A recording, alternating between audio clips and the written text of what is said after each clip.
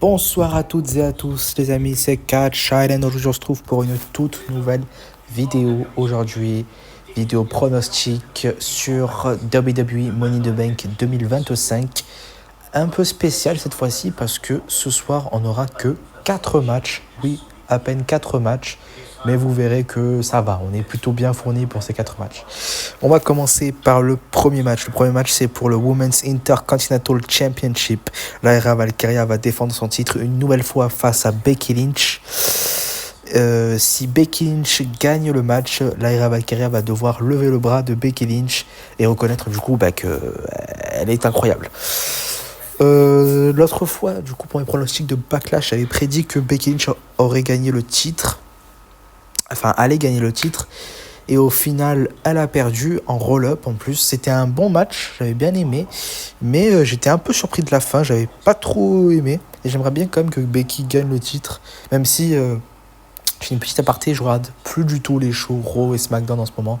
Je regarde plus du tout la WWE parce que ça m'intéresse beaucoup moins. Le seul show weekly que j'ai regardé dernièrement, c'est le SmackDown de la semaine dernière. Mais sinon, cette semaine, j'ai ni regardé Raw, j'ai ni regardé SmackDown et je regarderai que Money in the Bank. Genre vraiment en ce moment je regarde que les PLE, mais je regarde plus du tout les shows weekly. Je sais pas quand je vais reprendre, mais dernièrement ça m'a vraiment beaucoup ça m'a saoulé quoi. La WWE vraiment en ce moment c'est pas du tout du booking que j'aime. Voilà. Bref, c'était la petite aparté, donc c'est pour ça que je suis pas au courant de toutes les rivalités, de tout ce qui se passe en ce moment.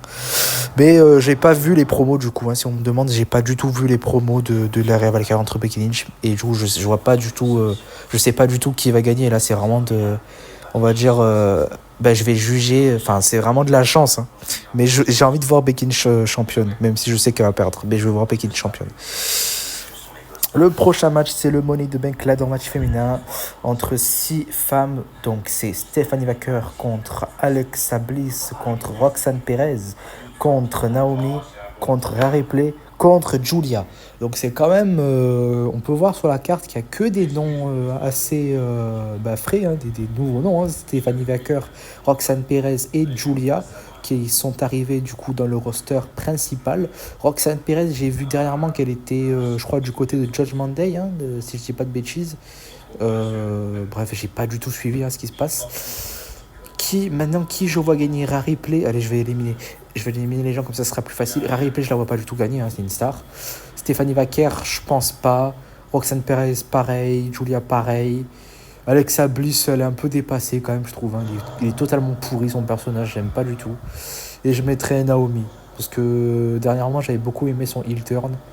J'avais vu le SmackDown de la semaine dernière où elle avait fait une promo face à face à Bianca Belair. Et j'avais trouvé ça plutôt correct. Donc je vois que Naomi gagner et j'espère qu'elle gagnera la mallette. Hein, on l'espère. Le prochain match, du coup, c'est le Money in the Bank ladder match masculin. Donc, c'est LA Knight, contre Penta, contre Andrade, contre Solo Sikoa, contre Seth Rollins et contre El Grande Americano. Surprise générale, j'ai malheureusement pas vu le triple menace de fou entre AJ Styles, CM Punk et El Grande Americano. Enfin, triple menace de fou surtout parce qu'il y a AJ Styles et CM Punk. Je sais pas ce qu'ils ont foutu à mettre El Grande Americano, mais bref, c'était un petit vent de fraîcheur, je pense qu'ils ont voulu faire. J'ai pas du tout vu ce match, va falloir que je le regarde, hein. Va falloir vraiment que je me rattrape parce que c'est incroyable d'avoir mis CM Punk et Styles sur le même ring. Donc vraiment, il faut que je le regarde. Et voilà, surprenant, étonnant, ils ont fait gagner El Grande Americano. Maintenant, qui va repartir avec la mallette? Je vais encore une fois éliminer comme tout à l'heure. Solo Sikoa, je vois pas du tout gagner la mallette. Je le vois dans une réalité face à bientôt Jacob Fatu pour le titre des États-Unis. Ça se voit direct que ça va péter, vu qu'en plus il a fait intégrer JC Matteo dans son clan, dans sa bloodline, hein, si on peut dire ça comme ça.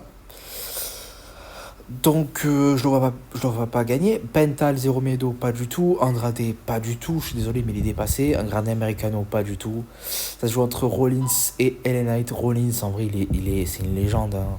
Je le vois pas du tout gagner une seconde fois le Money in the Bank. Hein. Je le vois pas du tout gagner le titre World Heavyweight comme ça. Peut-être qu'il aura une chance face à Jey Uso, mais pas en cash-in. Donc je pense pas qu'il va gagner. Et j'aimerais beaucoup voir LA Knight cette fois-ci gagner. J'ai prédit 3 fois sa victoire. En 2022, enfin non, en 2023, je pensais qu'elle allait gagner. L'année dernière, je pensais encore une fois qu'elle allait gagner. Je crois que j'avais dit Drew McIntyre l'année dernière. Et bref, ça fait la 3e fois qu'il va dans un Money in the Bank. Et j'espère vraiment qu'il va gagner cette fois-ci. Donc, je dis LA Knight, vainqueur de la mallette Money in the Bank. Et le main event, donc comme je l'ai dit tout à l'heure, on n'a que 4 matchs. C'est The Last Time Is Now. Logan Paul et le champion de la WWE, John Cena, vont faire face à Cody Rhodes et le champion poids lourd, Jey Uso. Alors, donc j'ai vu Saturday Night Main Event aussi, faut le dire, je l'ai vu. Et j'ai été surpris qu'ils ont fait revenir Cody Rhodes pour ce tout petit show. Et à la fin du show, directement, Cody Rhodes, il a totalement spoilé qu'ils allaient faire le main event de Money in the Bank. Ils ont déjà annoncé le main event de Money in the Bank à Saturday Night Main Event. Pardon, putain, je bégayé. Et bref, le match a été direct officialisé et ça sera sûrement le main event. De toute façon, ça a été présenté comme le main event. J'ai vu la promo entre tous ces gens-là la semaine dernière, j'ai vraiment beaucoup aimé. Là, faut le dire, j'ai vraiment beaucoup aimé. Logan Paul et John Cena, je trouve, ils forment une très bonne équipe. Cody Rhodes et Jey Uso, en vrai, ça passe, c'est 2 faces, donc c'est plutôt cool. Et qui pourrait gagner maintenant?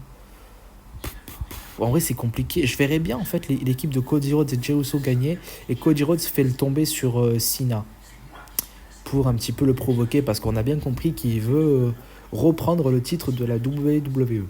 Donc je vais miser sur une victoire de Cody Rhodes et Jey Uso, qui vont couvrir, enfin du coup Cody Rhodes à la fin couvre John Cena clean pour vraiment le défier bientôt pour le titre de la WWE, qui à mon avis l'affrontement, je pense qu'il va avoir une revanche à SummerSlam, peut-être. Donc voilà, mais je dis victoire de Cody Rhodes et Jey Uso. Et ben voilà, c'est tout pour ce soir. J'espère que cette vidéo vous aura plu. Petite vidéo du coup, toute courte. C'est un Money in the Bank qui est vraiment tout petit. Il n'y a que 4 matchs. CM Punk, il est sur l'affiche du show, mais il n'y sera même pas. Gunther non plus. Charlotte Flair non plus. Rey Mysterio non plus. Tiffany Stratton non plus. Bianca Belair non plus.